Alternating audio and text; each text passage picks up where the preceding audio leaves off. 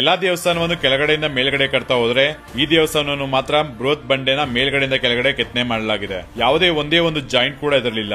ಸಂಪೂರ್ಣ ಏಕಶಿಲಾ ಬೃಹತ್ ಆಕೃತಿ. ಇದು ಶ್ರೀ ಕೈಲಾಸ ದೇವಸ್ಥಾನ. ಮಹಾರಾಷ್ಟ್ರದ ಸಂಭಾಜಿನಗರದಲ್ಲಿರುವ ಎಲ್ಲೋರ ಗುಹೆಗಳಲ್ಲಿ ಇದೊಂದು. ಎಷ್ಟೋ ಜನರ ವಾದ ಏನು ಅಂದ್ರೆ ಇದನ್ನ ಏಲಿಯನ್ಸ್ ಗಳು ನಿರ್ಮಾಣ ಮಾಡಿದ್ದಾರೆ ಅಂತ.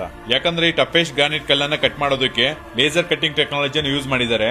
ಬರೀ ಉಳಿ ಸುತ್ತಿಗೆಯಲ್ಲಿ ಮಾಡೋದಕ್ಕೆ ಸಾಧ್ಯನೇ ಇಲ್ಲ ಅನ್ನೋ ವಾದ. ಅಷ್ಟೇ ಅಲ್ಲ, ಇದ್ರಲ್ಲಿ ತೆಗೆದ 2 ಲಕ್ಷ ಟನ್ ಅಷ್ಟು ವೇಸ್ಟ್ ಕಲ್ಲನ್ನು ಎಲ್ಲ ಹಾಕಿದ್ದಾರೆ ಅಂತ ಇದುವರೆಗೂ ಯಾರಿಗೂ ಗೊತ್ತಿಲ್ಲ.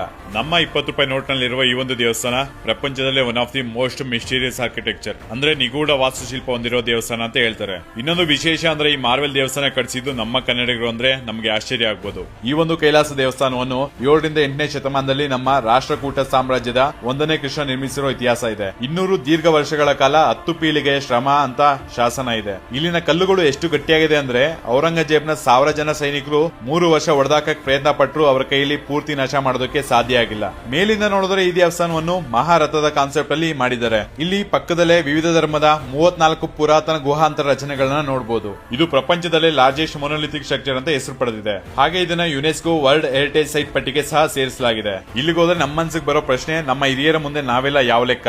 ನಿಜವಾಗ್ಲೂ ಇದು ಹೇಗೆ ಸಾಧ್ಯ ಅಂತ. ಜೀವನದಲ್ಲಿ ಒಂದ್ಸರಿಯಾದ್ರೂ ಈ ಅದ್ಭುತ ನೋಡ್ಬೇಕು ಅನ್ನೋರು ಈ ವಿಡಿಯೋನ ಸೇವ್ ಮಾಡಿ ಇಟ್ಕೊಳ್ಳಿ.